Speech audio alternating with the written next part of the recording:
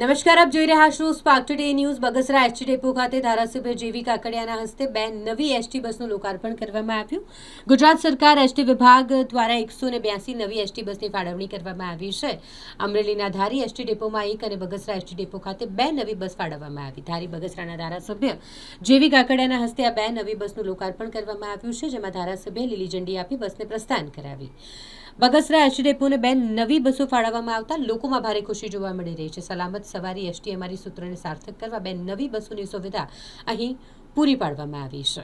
આજે જે અમદાવાદ ખાતે નવી બસોનું જે લોકાર્પણ થયું, બગસરા કેન્દ્રને બે નવી બસો ફાળવવામાં આવી છે। ગુર્જરનગરી બસો છે અને તે દાહોદ બગસરા રૂટમાં અમારે ફાળવવાની છે।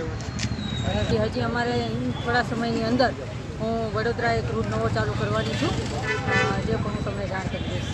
રાજ્ય સરકાર દ્વારા ભૂપેન્દ્રભાઈ પટેલ અને હર્ષભાઈ સંઘવી દ્વારા ગઈકાલે જ 182 બસનું લોકાર્પણ કર્યું। એમાં બે બસ મારે બગસરા અને એક બસ ધારી એવી મારા મત વિસ્તારમાં આ ત્રણ બસો ફાળવેલ છે।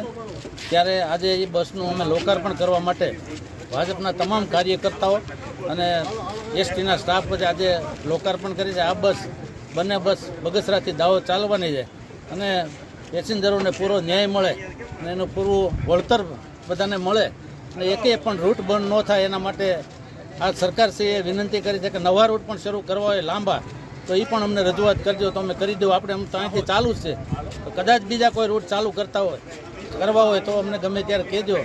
અને ખાસ કરીને યાત્રાધામના રૂટ, દરેક યાત્રાધામ જે આવતા હોય ગુજરાત કે ગુજરાત બહાર, એ આપણે બગસરાથી આ બસો ઉપડે અને રિટર્ન થાય એના માટે આપણે પ્રયાસો કર્યા છીએ। એના ભાગરૂપે આપણને બસો હમણાં ટૂંક સમયમાં બીજી પણ ફાળવવામાં આવશે। એટલે ગુજરાત સરકારશ્રીનો, મુખ્યમંત્રી સાહેબ અને હર્ષભાઈનો ખૂબ ખૂબ આભાર માનીએ।